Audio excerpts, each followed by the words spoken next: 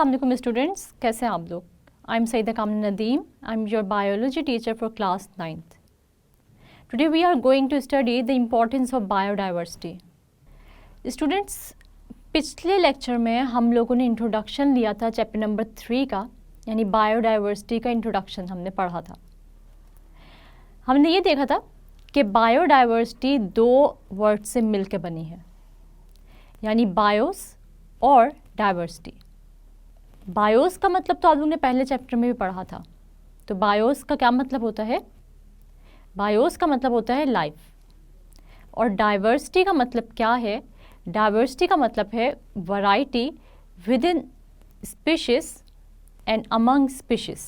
अगर मैं ये पूछूं कि डाइवर्सिटी क्या होती है, तो वो भी आप लोगों को पता है। तो डाइवर्सिटी क्या है? Diversity means variety with in species and among species, यानी एक ही स्पीशीज में कितनी वैरायटी प्रेजेंट है या फिर डिफरेंट स्पीशीज में कितनी वैरायटी प्रेजेंट है, तो उसे हम कहते हैं डाइवर्सिटी।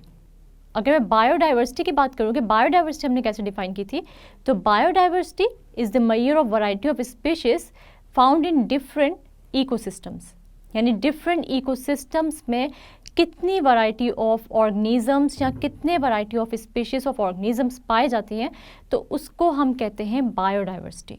अगर हम ये कहें कि जितनी वैरायटी ऑफ ऑर्गेनिजम्स अर्थ पे प्रेजेंट होगी, उतना ही हम सब ऑर्गेनिजम्स को फ़ायदा है। वो कैसे?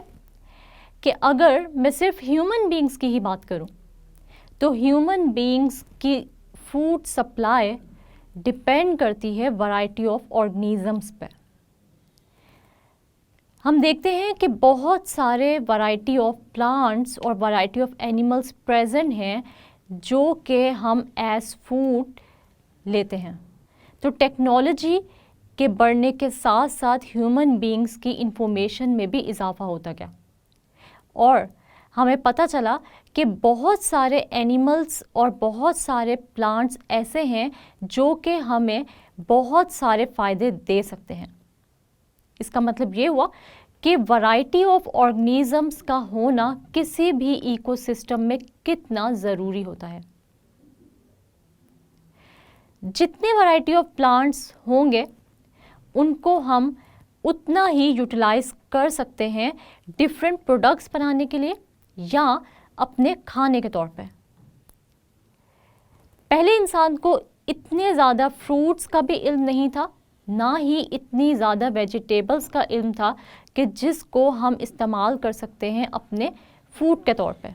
और इसके अलावा हम इस बायोडाइवर्सिटी से किस कदर फ़ायदा उठा सकते हैं। तो सबसे पहले तो ये कि हमारी फूड सप्लाई या हमारा फूड ही डिपेंड करता है इस बायोडाइवर्सिटी पे। तो इसका मतलब ये हुआ कि हमारे लिए बायोडाइवर्सिटी किस कदर इम्पॉर्टेंट है। इसके साथ साथ बहुत सारे ऐसे प्लांट्स और बहुत सारे ऐसे एनिमल्स हैं जो कि मेडिसिनल पर्पसेस के लिए भी इस्तेमाल होते हैं और उनसे हम हासिल करते हैं बहुत सारी मेडिसिन्स। बहुत सारे प्लांट्स ऐसे हैं जो कि ऐसे केमिकल्स रिलीज़ करते हैं जिनमें ड्रग मॉलिक्यूल्स होते हैं। जैसे अगर मैं एक सिंपल एग्जांपल दूं आपको, तो हमने अभी पिछले ही चैप्टर यानी चैप्टर नंबर 2 में स्टडी किया था, मलेरिया के ट्रीटमेंट के लिए एक ट्री की बार्क इस्तेमाल हुई थी जो कि थी क्यूना क्यूना। साथ साथ हमने सिंकोना बार्क के बारे में भी स्टडी किया कि सिंकोना बार्क में भी ड्रग मॉलिक्यूल प्रेजेंट है क्यूनीन, जो कि इस्तेमाल होता है for the treatment of fever of malaria. या मलेरिया के अलावा भी अगर हम फीवर की बात करें तो भी क्यूनीन फीवर की ट्रीटमेंट के लिए इस्तेमाल होता रहा हिस्ट्री में। और आज भी अगर हम ये देखें कि क्यूनीन का मॉलिक्यूल ही है जो कि मलेरिया की ट्रीटमेंट के लिए मेडिसिन्स में इस्तेमाल होता है। इसी तरह बहुत सारे एनिमल्स हैं जिनके बॉडी से ऐसे केमिकल्स रिलीज़ होते हैं जो कि इस्तेमाल होते हैं डिफरेंट मेडिसिन की कॉम्पोजिशन में। तो हम ये कह सकते हैं कि बायोडाइवर्सिटी ना सिर्फ हमें फूड सप्लाई करती है बल्कि हमें बहुत सारी मेडिसिन्स भी प्रोवाइड करती है, और इन मेडिसिन्स को लेकर हम बहुत सारी डिजीज़ की ट्रीटमेंट करते हैं या फिर बहुत सारी डिजीज़ से बच सकते हैं। इसी तरह बहुत सारे केमिकल्स ऐसे हैं जो कि इंडस्ट्रियल लेवल पर भी इस्तेमाल होते हैं और वो हम हासिल करते हैं डिफरेंट माइक्रो ऑर्गेनिजम्स, प्लांट्स या एनिमल्स की वैरायटीज से। स्टूडेंट्स, अगर हम देखें कि प्लांट से हासिल की हुई गम्स, एडहेसिव्स और फाइबर्स, इसके अलावा बहुत सारे डाइज बनते हैं, बहुत सारे केमिकल्स बनते हैं जो कि डिफरेंट प्रोडक्ट्स बनाने में इस्तेमाल होते हैं। इसी तरह अगर हम लोग माइक्रो ऑर्गेनिजम्स की बात करें तो माइक्रो ऑर्गेनिजम्स भी हमारे लिए बहुत सारी प्रोडक्ट्स प्रोड्यूस करते हैं, क्योंकि हम बायोटेक्नोलॉजी को यूज़ करके डिफरेंट माइक्रो ऑर्गेनिजम्स में जीन्स इंसर्ट करते हैं और अपने डिफरेंट हार्मोन्स या डिफरेंट एंजाइम्स उन माइक्रो ऑर्गेनिजम्स में प्रोड्यूस कराते हैं। जैसे अगर एक कॉमन एग्जांपल मैं आपको दूं तो वो है इंसुलिन की। हम बैक्टीरिया को यूज़ करके इंसुलिन प्रोड्यूस करा सकते हैं, और ऐसा डायबिटिक पेशेंट जिसमें पेनक्रियास इंसुलिन प्रोड्यूस नहीं कर रहा तो वो कमर्शियली या मार्केट से वो इंसुलिन लेकर अपने बॉडी को दे सकता है। और ये इंसुलिन कहाँ प्रोड्यूस हुई है? ये प्रोड्यूस हुई है बैक्टीरिया में, क्योंकि हमने इंसुलिन जीन लिया और उसको इंसर्ट किया बैक्टीरिया की बॉडी में, और फिर वो जीन मल्टीप्लाई हुआ with the multiplication of bacteria, और फिर इंसुलिन भी साथ साथ प्रोड्यूस हुई और हमने उस इंसुलिन को रिफाइन करके मार्केट में भेजा, और फिर वो इंसुलिन यूज़ करते हैं डायबिटिक पेशेंट्स ताकि उनका ग्लूकोज अंडर कंट्रोल रहे। तो इसका मतलब ये हुआ कि बायोडाइवर्सिटी यानी वैरायटी ऑफ ऑर्गेनिजम्स कितना ज़रूरी है। जितने वैरायटी ऑफ ऑर्गेनिजम्स होंगे वो ना सिर्फ ह्यूमन बीइंग्स को फ़ायदा देंगे बल्कि वो एक दूसरे के लिए भी बहुत ज़्यादा इम्पॉर्टेंट होंगे, क्योंकि हम सब की लाइफ, चाहे हम ह्यूमन बीइंग्स की, चाहे प्लांट्स की या एनिमल्स की हो या फिर माइक्रो ऑर्गेनिजम्स की हो, हम सब की लाइफ एक दूसरे से इंटरलिंक्ड है। तो जितने वैरायटी ऑफ ऑर्गेनिजम्स होंगे उतना ही हम सबको फ़ायदा है। अगर कोई भी एक स्पीशीज़ एक इकोसिस्टम से ख़त्म हो जाती है तो उस स्पीशीज़ का इफ़ेक्ट दूसरी स्पीशीज़ की पॉपुलेशन पे ज़रूर होगा, क्योंकि हम इकोसिस्टम में फूड चेन्स या फूड वेब्स की फॉर्म में रहते हैं। यानी एक ऑर्गेनिज़म दूसरे ऑर्गेनिज़म का फूड है, और अगर एक कोई भी स्पेसिफिक ऑर्गेनिज़म की पॉपुलेशन ख़त्म होती है, इसका मतलब ये हुआ कि अगर नंबर 1 पॉपुलेशन जो ऑर्गेनिज़म की है वो ख़त्म होती है और नंबर 2 नंबर 1 को एज अ फूड इस्तेमाल कर रही थी, तो फिर नंबर 2 पॉपुलेशन भी इस नंबर 1 पॉपुलेशन की कमी से इफ़ेक्ट होगी। तो स्टूडेंट्स, हम ये कह सकते हैं कि अर्थ में मौजूद जितने भी इकोसिस्टम्स हैं उनको यही बायोडाइवर्सिटी है, यानी यही वैरायटी ऑफ ऑर्गेनिजम्स हैं जो कि मेंटेन कर रही है।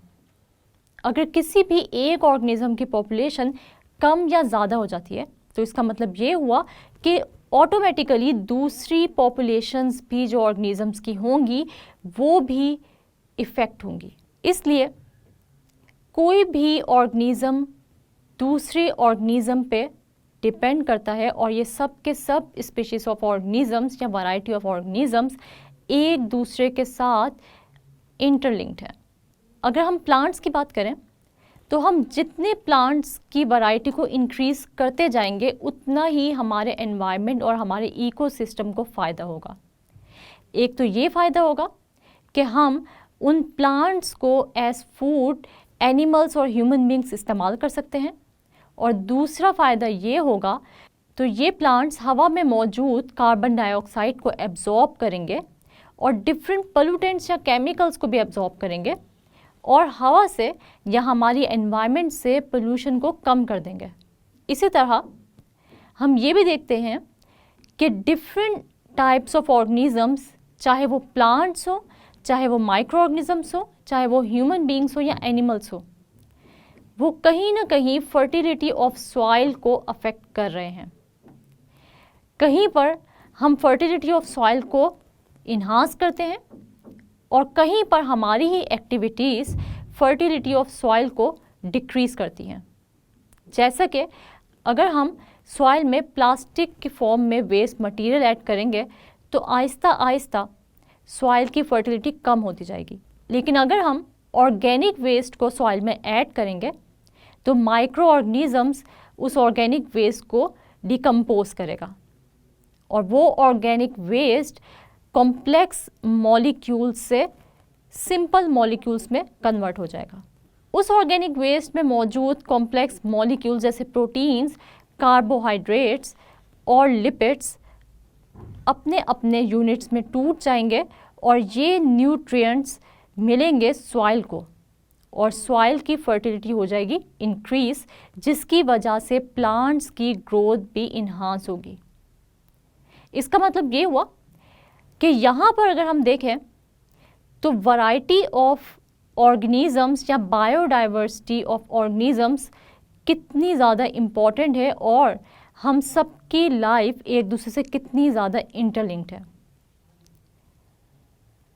कि हमने ऑर्गेनिक वेस्ट किसी भी जगह मिट्टी में फेंका और माइक्रो ऑर्गेनिज्म ने उसकी डिकम्पोजिशन की और उस डिकम्पोजिशन का जो अल्टीमेट फ़ायदा है वो प्लांट्स को हुआ।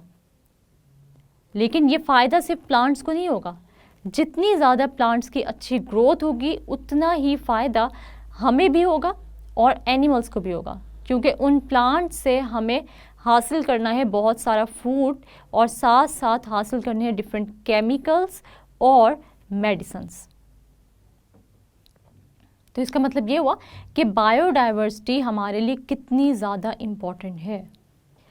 तो हम ये कह सकते हैं कि किसी भी इकोसिस्टम में या फिर अर्थ पर मौजूद न्यूट्रिएंट्स रिसाइकिल होते हैं इस बायोडाइवर्सिटी की ही वजह से। यानी एक न्यूट्रिएंट एक फॉर्म से दूसरी फॉर्म में कन्वर्ट होता है और अल्टीमेटली वापस उसी सिंपल फॉर्म में आ जाता है। जैसे कि अगर हम लोग कार्बन या नाइट्रोजन की रिसाइकलिंग को देखें तो हमें पता चलता है कि नाइट्रोजन या कार्बन अपनी सिंपल फॉर्म से कॉम्प्लेक्स फॉर्म में कन्वर्ट होता है, प्लांट्स और एनिमल्स की बॉडी में जाता है और वहाँ पर डिफरेंट स्ट्रक्चर्स की कॉम्पोजिशन में हेल्प करता है। लेकिन जब यही प्लांट्स या एनिमल्स की डेथ हो जाती है तो फिर इन एनिमल्स और प्लांट्स की डिकम्पोजिशन होती है माइक्रो ऑर्गेनिजम्स की हेल्प से और यही नाइट्रोजन या कार्बन जो कि अब कॉम्प्लेक्स स्ट्रक्चर्स के फॉर्म में प्रेजेंट है कन्वर्ट हो जाते हैं सिंपल फॉर्म में और वापस आ जाते हैं अर्थ के पास यानी सॉइल में और दोबारा से ये साइकिल स्टार्ट हो जाती है। यानी यही कार्बन और नाइट्रोजन प्लांट्स लेते हैं और प्लांट से ह्यूमन बींग्स और एनिमल्स और फिर एनिमल्स और ह्यूमन या प्लांट्स की डेथ के बाद यही कार्बन और नाइट्रोजन अपनी कॉम्प्लेक्स फॉर्म से सिंपल फॉर्म में अर्थ पर या सॉइल में वापस आ जाते हैं। तो इस तरह हम ये कहते हैं कि बायोडाइवर्सिटी या वैरायटी ऑफ ऑर्गेनिजम्स कितने ज़्यादा इम्पॉर्टेंट है, क्योंकि अगर किसी भी ऑर्गेनिज्म की पॉपुलेशन दरमियान से ख़त्म हो जाती है तो फिर और ऑर्गेनिजम्स की पॉपुलेशन भी अफेक्ट होगी। इसके अलावा अगर हम एक और फ़ायदे देखें बायोडाइवर्सिटी का तो वो ये है कि जितनी ज़्यादा वैरायटी ऑफ एनिमल्स और प्लांट्स होंगे हमारी अर्थ भी उतनी ज़्यादा खूबसूरत नज़र आएगी। जैसे अगर हम लोग देखें कि हम दुनिया क्यों घूमना चाहते हैं, क्योंकि हम देखना चाहते हैं कि इस दुनिया में या फिर वर्ल्ड में कितने वैरायटी ऑफ एनिमल्स और प्लांट्स हैं जो हमारी अर्थ को खूबसूरत बना रहे हैं। डेजर्ट में चले जाएं तो वहाँ पर आपको खूबसूरती कम नज़र आएगी, क्योंकि वहाँ पर वैरायटी ऑफ एनिमल्स और प्लांट्स आपको कम नज़र आएंगे। लेकिन यही कोई भी ऐसा इलाका जहाँ पर आपको ग्रीनरी ज़्यादा नज़र आएगी, वहाँ पर आपको बहुत सारे वैरायटी ऑफ एनिमल्स और बहुत सारे डिफरेंट टाइप्स ऑफ प्लांट्स भी नज़र आएंगे। और उस वैरायटी ऑफ प्लांट्स और एनिमल्स को देखकर आपका दिल मज़ीद खुश होगा और मज़ीद आपका दिल चाहेगा कि आप पूरी दुनिया की सैर करें, कि यहाँ पर अगर इतनी खूबसूरती यानी पाकिस्तान में इतनी खूबसूरती मौजूद है तो दुनिया में तो बहुत ज़्यादा खूबसूरती या बहुत ज़्यादा वैरायटी ऑफ एनिमल्स और प्लांट्स पाए जाते हैं। इसके अलावा हम देखते हैं कि जितनी वैरायटी ऑफ एनिमल्स और प्लांट्स मौजूद होंगे, टूरिज़म में भी उतना ज़्यादा इजाफा होगा और इकोनॉमी को भी उतना ही ज़्यादा फ़ायदा होगा। जी स्टूडेंट्स, तो अब हम देख लेते हैं अपना क्विज़। आज हमने जो टॉपिक पढ़ा वो था इम्पोर्टेंस ऑफ बायोडाइवर्सिटी। इसमें स्टूडेंट्स हम ये देखते हैं कि इम्पोर्टेंस ऑफ बायोडाइवर्सिटी से शॉर्ट क्वेश्चंस आपसे बहुत ही कम पूछे जाते हैं। ये टॉपिक आपका लॉन्ग वाइज बहुत इम्पॉर्टेंट है और ज़्यादातर हमने देखा है कि जितने भी एग्ज़ाम्स हुए हैं, जो बोर्ड एग्ज़ाम्स होते हैं, उनमें importance of biodiversity as long question जो है वो रिपीट हुआ है। तो आपसे ये पूछा जा सकता है explain importance of biodiversity in detail. तो आपने इसके अंदर करना क्या है कि आपने इम्पोर्टेंस ऑफ बायोडाइवर्सिटी में जो है वो पॉइंट्स बनाने हैं और पॉइंट्स की फॉर्म में ही जो है वो इम्पोर्टेंस ऑफ बायोडाइवर्सिटी को एक्सप्लेन करना है। जैसे हमने ये पढ़ा कि बायोडाइवर्सिटी जो है वो हमें फूड प्रोवाइड करता है, इसके अलावा बहुत सारी ड्रग्स है यानी मेडिसिन्स है जो हम बायोडाइवर्सिटी यानी डिफरेंट जो प्लांट्स होते हैं, डिफरेंट टाइप्स के जो एनिमल्स होते हैं, उनसे ऑब्टेन कर सकते हैं। इसके अलावा हम ये देखते हैं कि बहुत सारा जो इंडस्ट्रियल मटेरियल है वो भी हम इन एनिमल्स या प्लांट से हासिल कर सकते हैं। इसके अलावा स्टूडेंट्स हमने ये भी देखा कि बायोडाइवर्सिटी क्यों इम्पॉर्टेंट होती है। बायोडाइवर्सिटी इम्पॉर्टेंट इसलिए भी होती है कि किसी भी इकोसिस्टम को अगर हमने स्टेबल रखना है या उसको मेंटेन करना है तो वहाँ पर बायोडाइवर्सिटी का होना ज़रूरी है। और अगर किसी भी इकोसिस्टम में एक पॉपुलेशन, किसी भी ऑर्गेनिज्म की एक पॉपुलेशन जो है वो इंक्रीज़ हो जाती है बहुत ज़्यादा, तो ऑटोमेटिकली उस इकोसिस्टम में मौजूद बाकी जो ऑर्गेनिजम्स की स्पीशीज़ हैं या जो बाकी ऑर्गेनिजम्स वहाँ पे प्रेजेंट हैं, उनके लिए वो पॉपुलेशन जो बढ़ रही है तेज़ी से, वो ख़तरनाक साबित होगी।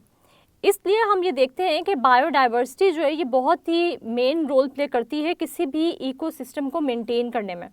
इसके अलावा हम ये देखते हैं कि कार्बन साइकिल हो, नाइट्रोजन साइकिल हो, वाटर साइकिल हो या ओवरऑल जैसे बायोकेमिकल साइकिल्स होती हैं, ये सब भी बायोडाइवर्सिटी ही रेगुलेट करती है किसी भी इकोसिस्टम में।